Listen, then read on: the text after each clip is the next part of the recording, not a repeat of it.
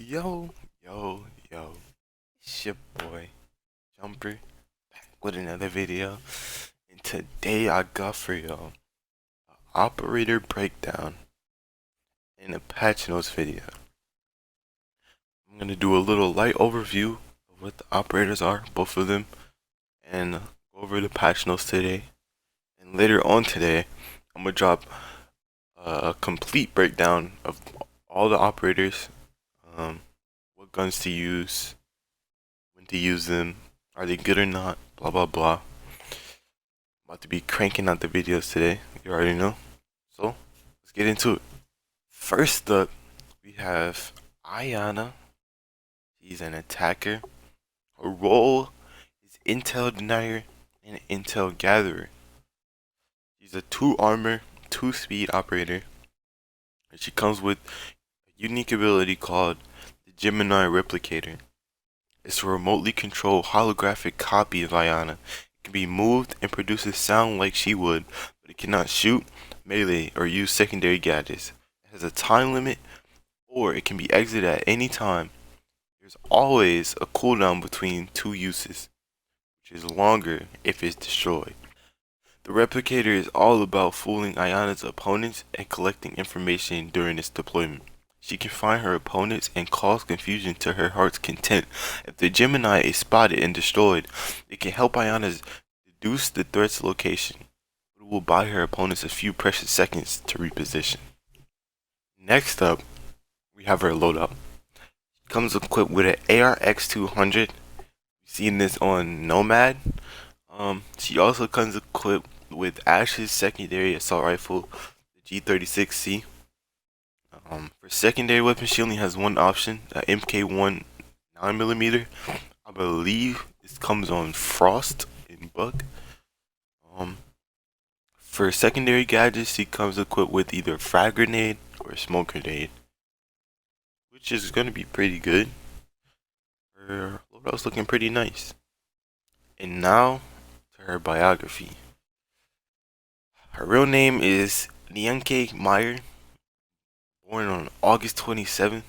She's only 35, still young. She's from the Netherlands, okay?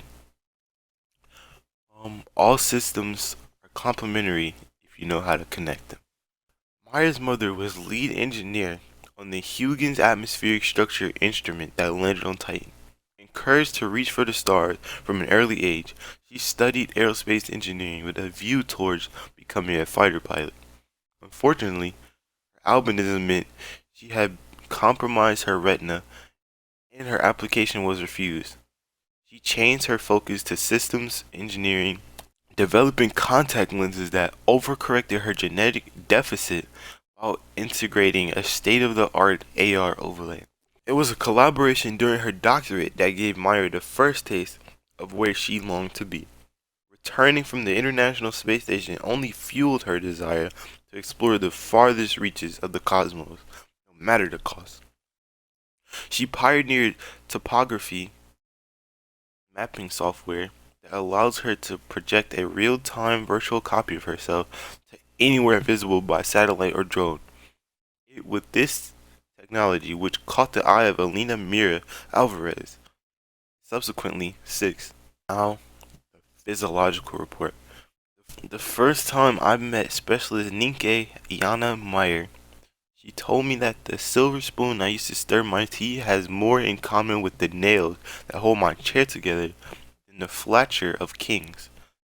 She suggested a gold spoon for a less metallic aftertaste, but upon seeing me add sugar, she amended it to zinc or copper.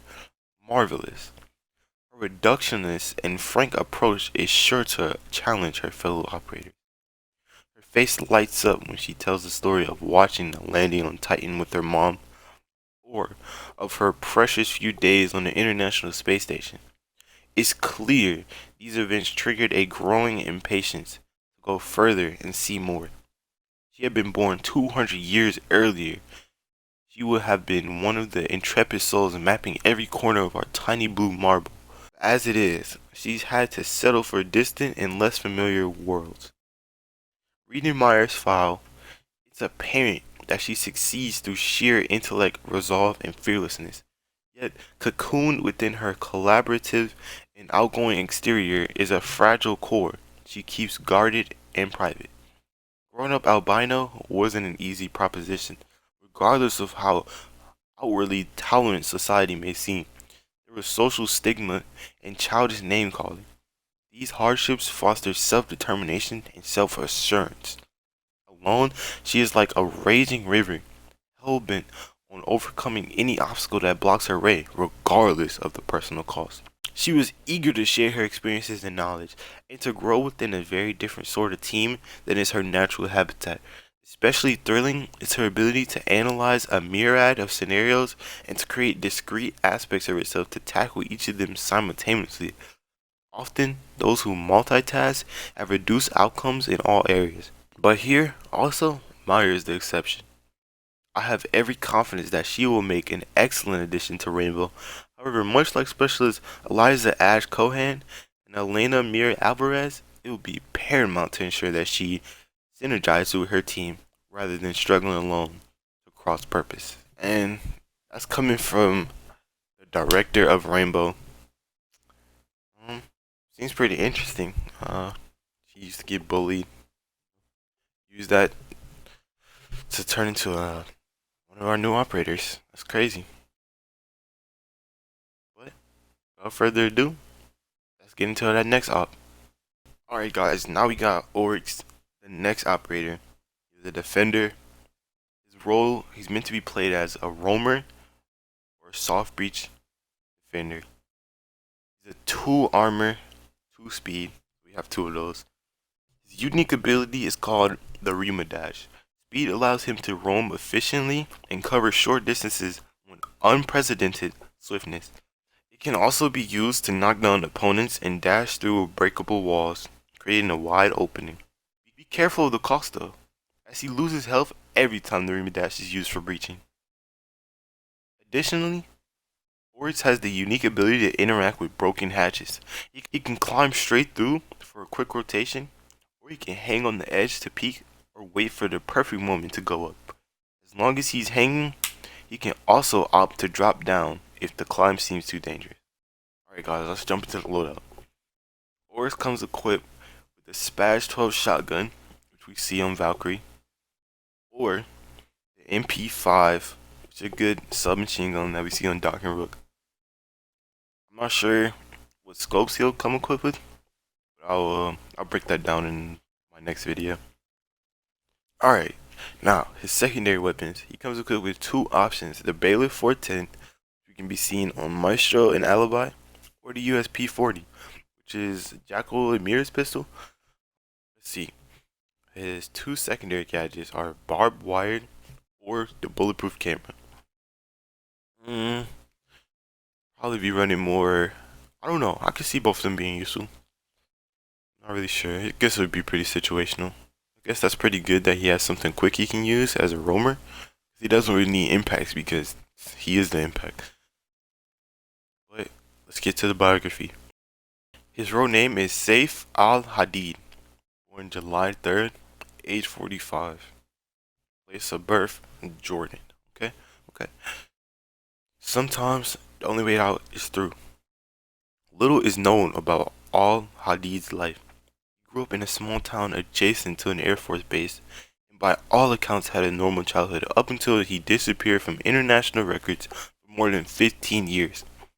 He eventually resurfaced in Jordan, but stayed only long enough to obtain a new passport. He learned wrestling in Istanbul, Muay Thai in Bangkok, tactical driving in Berlin, and precision marksmanship in Damascus. Likely working for a paramilitary sponsor, then he disappeared again. He next showed up as a cadet at Jalal Cade El Fassad's fortress. As the years passed, his role evolved from recruit to steward to instructor. Now the unofficial second-in-command, Al-Hadid maintains the fortress during Cade's absences and acts as a trusted advisor whenever the 2 of them are together. Rumors of Al-Hadid's ferocity abound, but remain uncorroborated by field reports and should be disregarded. Saif Oryx Al-Hadid has lived an exceptional life. Torn from his family as a teenager, he was outside of Jordan. He won't say where. When he was incarcerated for over 15 years, he struggled for his freedom, moving between solitary confinement and different facilities.